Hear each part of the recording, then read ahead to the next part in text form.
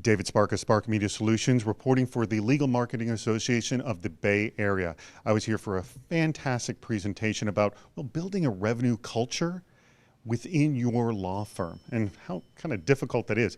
I got a chance to talk to a few of the speakers and actually some of the attendees about what you should be doing right now.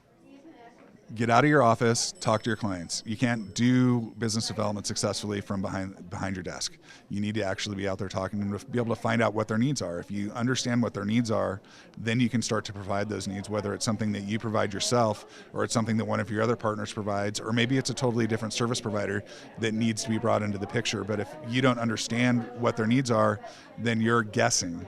And when you guess, you lose. And a simple tip that I would suggest is if you're out, like if you have to deliver a brief, deliver it in person. Make the point to say, let's talk about this in person rather than let me send it to you, so that you get 3 or 4 minutes or 10 minutes to have a conversation outside of the context of what you're working on. Because if all you're doing is talking to your clients about what you're working on, then you miss the ability to build relationship and to understand really what their business needs are. I think one of the things that people are getting excited about is this idea of changing cross-selling to cross-serving, and changing the mindsets of their lawyers from, I have to sell something to my clients, instead of, I can serve my clients. I can give them something new and something different.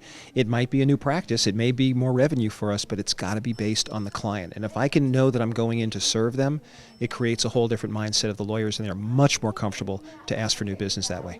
I'll probably take away Dave's comment about not using the word networking instead of other opportunities to use that word. You need to network everywhere you go.